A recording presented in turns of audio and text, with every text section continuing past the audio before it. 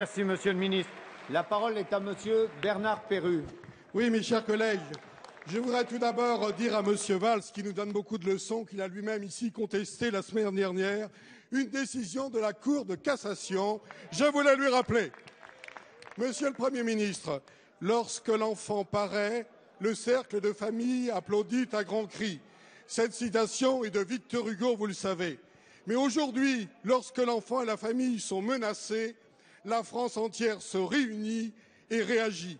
Avez-vous entendu, Monsieur le Premier ministre, les quelques 1,4 million d'hommes et de femmes, parents, enfants, grands-parents, de toutes les régions réunis à Paris ce dimanche? Mais ce grand mouvement pacifique n'a reçu pour seule réponse que des classes lacrymogènes. Et je ne veux croire que vous ayez cherché l'affrontement après avoir sous-estimé l'importance de ce rassemblement. Devant les Françaises et les Français, rappelons ici que le mariage pour tous n'est pas un super pacte pour personnes de même sexe. D'ailleurs, nous y serions alors favorables, puisque nous avons nous-mêmes proposé l'union civile. Mais les conséquences de votre projet, qui n'est pas encore voté, puisque le Sénat ne l'a pas encore discuté, eh bien les conséquences sont graves. Graves pour la filiation et pour l'adoption. Grave en ouvrant la PMA, la gestation pour autrui, la marchandisation du corps humain. Grave pour l'épanouissement, la protection et les droits de l'enfant. Grave pour la famille qui mérite protection et soutien. Mais dans le même temps, vous mettez tout en œuvre pour démanteler la politique familiale. Et votre majorité évoque même un plan d'économie pour les prestations familiales. Alors, Monsieur le Premier ministre, quand consulterez-vous les Français? Quand allez-vous organiser des états généraux de la famille? Quand allez-vous consacrer votre énergie à agir pour l'économie et l'emploi à un moment où le chômage n'a jamais été aussi important? Merci. La parole est à Madame Dominique Bertinotti, ministre de la Famille.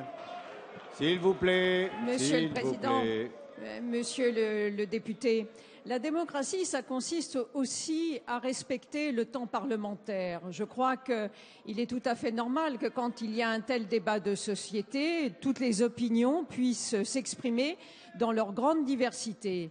Elles ont déjà eu l'occasion de s'exprimer très largement durant les 110 heures de débat qui ont eu lieu à l'Assemblée nationale.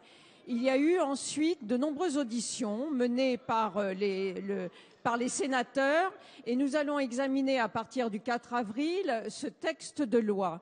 Je tiens à rappeler, ce texte de loi n'est que l'expression de l'engagement 31 qui a été présenté lors de la campagne présidentielle et lors des campagnes législatives et ratifié très largement par la population française et qu'il ne porte et que ce projet de loi ne porte que sur l'ouverture du mariage et de l'adoption aux couples de même sexe. J'entends bien que vous vouliez faire peur et montrer d'éventuelles dérives, mais je tiens à vous dire aussi que vous devez prendre en compte la diversité des familles d'aujourd'hui.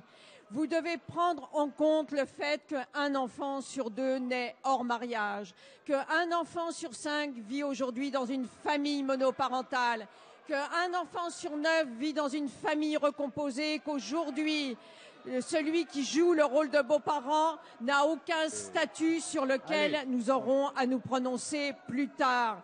Alors, il n'y a pas un seul modèle familial qui prévale. Vous voulez respecter le peuple de France, alors respectez-le dans sa grande diversité. Il vous en sera aussi reconnaissant.